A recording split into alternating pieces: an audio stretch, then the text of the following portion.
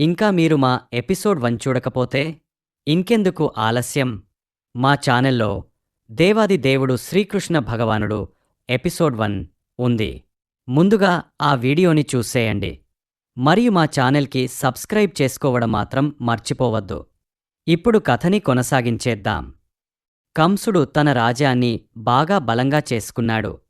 యదు, భోజ, అంధక రాజ్యాల మీద ఆధిపత్యం సాధించాడు. ఇంకా పలు రాక్షసులతో ఐక్యమయ్యాడు. ప్రలంబ, బకాసురుడు, చాణూరుడు, తృణావర్తుడు, అహాసురుడు, ముష్టికుడు, అరిష్టాసురుడు, ద్వివిధ, పూతన, కేసి, ధేనుక ఇలా చాలామందిని తనవైపు తిప్పుకున్నాడు. ఇంకా మగధ దేశపు రాజు జరాసంధుడి సాయంతో పటిష్టమైన రాజ్యాన్ని స్థాపించాడు. కంసుడి అణచివేతలతో భయపడి యదు వంశీయులు అందరూ వివిధ రాష్ట్రాల్లోకి పారిపోయారు. కురు, పాంచాల, సాల్వ, విదర్భ, నిషధ, విదేహ, కోసల ప్రాంతాల్లో తలదాచుకున్నారు. ఇలా కంసుడు ఒక క్రూర రాక్షసుడిగా మారిపోతున్నప్పుడు దేవకి గర్భంలో 7వ బిడ్డ ఏర్పడింది. కాని ఆ బిడ్డ ఎవరో తెలుసా? అదెవరో కాదు, అనంతుడు, శేషుడు. ఇది కృష్ణుని సహోదరుడు బలరాముడు అవతారం. కాని కంసుడు మళ్లీ చంపేస్తాడేమోనని దేవకికి భయం వేసింది. కాని ఆమె హృదయంలో కొంత సంతోషం కూడా ఉంది. ఎందుకంటే విష్ణుమూర్తి తన గర్భం నుంచే జన్మించబోతున్నారని ఆమెకు తెలుసు. అప్పుడు భగవంతుడు తన అంతర్గత శక్తి అయిన యోగమాయను పిలిచాడు. ఓ భగవతి, ఒక ముఖ్యమైన పని ఉంది. అప్పుడు కృష్ణుడు ఇలా చెప్పాడు. బృందావనంలో ఉన్న నందేసోదల ఇంట్లో ఉన్న రోహిణీ గర్భంలోకి అనంతుడిని మార్చాలి. కంసుడు చాలా క్రూరంగా ఉంటాడని తెలిసి వాసుదేవుని ఇతర భార్యలు భయపడి అందరూ ఎక్కడో దాక్కుని ఉండిపోయారు. ఎవరు ఎక్కడ ఉన్నారో తెలియకుండా పోయింది. రోహిణి మాత్రం నందబాబా ఇంట్లో ఉన్న బృందావనంలో సురక్షితంగా ఉంటోంది.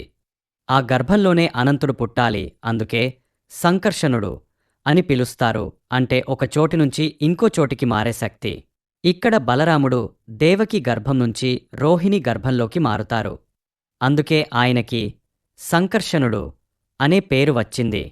ఆ తరువాత నేనే స్వయంగా అన్ని శక్తులతో కూడి దేవకి గర్భంలోకి వస్తాను. నీవు నా అక్కలాగా నందేసోదల ఇంట్లో పుట్టాలి. ఈ లోకంలో చాలామంది వాళ్ల కోరికలు తీరాలని, బాగుపడాలని ఆశిస్తూ నిన్ను నీ విభిన్న రూపాల్లో పూజిస్తారు. వాళ్లు నిన్ను దుర్గా, భద్రకాళి, విజయ, వైష్ణవి, కుముద, చండిక, కృష్ణ, మాధవి, కన్యక, మాయా, నారాయణి, ఈశాని, శారద, అంబిక లాంటి పేర్లతో పిలుస్తూ పూజ చేస్తారు. శ్రీకృష్ణుడు ముందు వసుదేవుడి మనసులో ప్రవేశించాడు. అంటే వసుదేవుడి హృదయంలో ప్రత్యక్షమయ్యాడు. అక్కడినుంచి భగవంతుడి శక్తి ద్వారా దేవకి మనసులోకి చేరాడు. ఆ తర్వాత దేవకి గర్భంలో ప్రత్యక్షమయ్యాడు.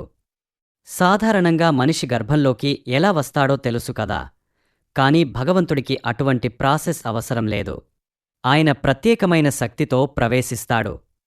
శ్రీకృష్ణుడు ఆమె గర్భంలో ఉన్నాడు కాబట్టి దేవకి ముఖం తేజస్సుతో నిండిపోయింది. దేవకి ముఖంలో నిండిన ప్రకాశం చూసి కంసుడికి భయమేసింది.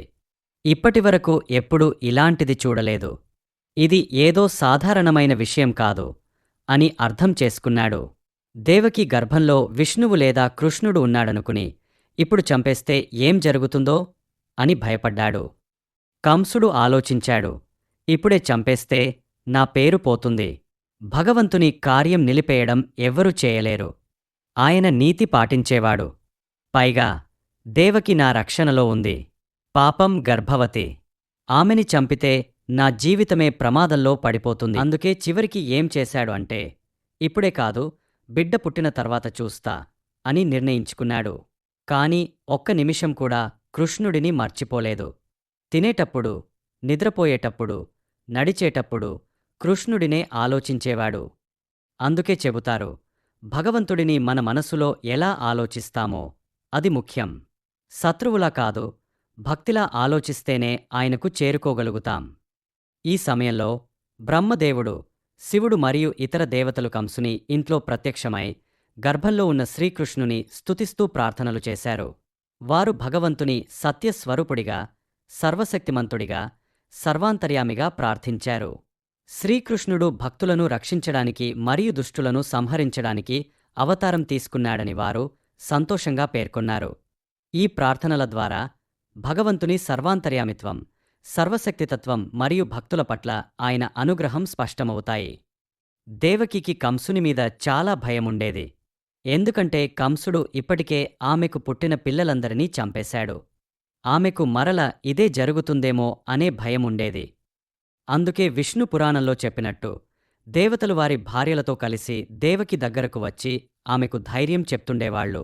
భయపడకండి అమ్మా, నీ గర్భంలో ఉన్నవాడు సామాన్యుడు కాదు.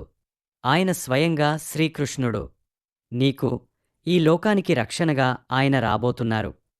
వసుదేవుడి మనసు నుంచి దేవకి మనసులోకి, అక్కడినుంచి ఆమె గర్భంలోకి శ్రీకృష్ణుడు ప్రవేశించారు. ఈ అద్భుతాన్ని చూసి అందరూ దేవతలు కూడా దేవకికి నమస్కరించి భక్తిగా పూజలు చేశారు. తర్వాత బ్రహ్మదేవుడు, శివుడు మరియు మిగతా దేవతలందరూ అక్కడి నుండి తమ లోకాలకు తిరిగి వెళ్లారు. ఇక్కడితో 2వ అధ్యాయం ముగిసింది. తరువాతి ఎపిసోడ్లో మళ్ళీ కలుద్దాం. తర్వాత ఏమయ్యింది? మనం తదుపరి భాగంలో తెలుసుకుందాం.